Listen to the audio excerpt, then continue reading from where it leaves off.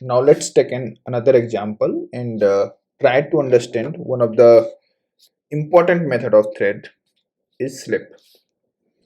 So in this example, I have created a thread class, and as usual, I have just trying to print the thread name. But now every time it will hold for a second.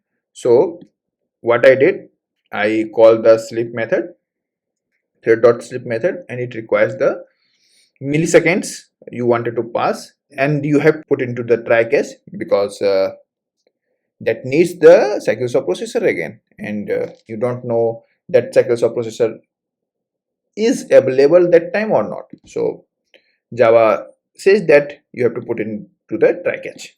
So I put it into the try catch, and then at the end I'm just printing the thread name again and wanted to see if it is dead or not. So when is the thread is dead? One of the interview question is also this, that when the thread basically get dead. So whenever there is no instruction to execute in the run method, the thread will dead. So this is the very simple. So now I will go to the run thread class.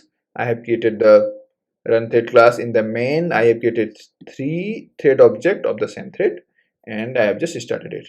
And here also I created a loop for the 20 and wanted to just print the thread name, and I have also tried to halt every time for a second.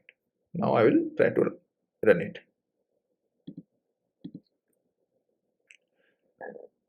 So you can see that first thread 1 has executed, then thread 3, then thread 2, then main, then thread 1 again, then main, then thread 2 again, and you can see first thread 1 has started, but thread 2, so first thread 2 got dead, and then thread 3, and then thread 1, and at the end of the main. I will try to run it again.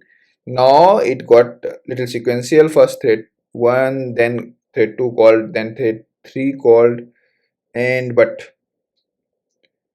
thread 3 first got dead, then thread 1, thread 2. So it is all depend on the cycles of processors when they try to give the cycles to that particular thread. So when we wanted to basically use this slip method, so whenever you wanted to basically halt your screen for a second, and in that time you wanted to calculate something and do something, you can use this.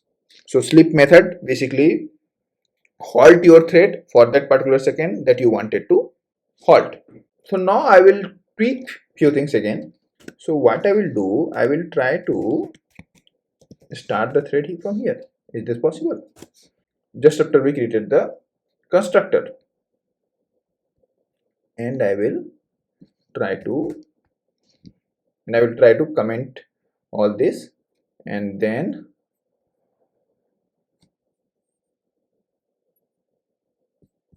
I will try to run this. Let's see what happens. Yeah, it is working as usual. So there is also a way to start a thread, because we know in the constructor, once the constructor run it, the object got created, so we can just start the thread after that. So this is also the another way to start the thread.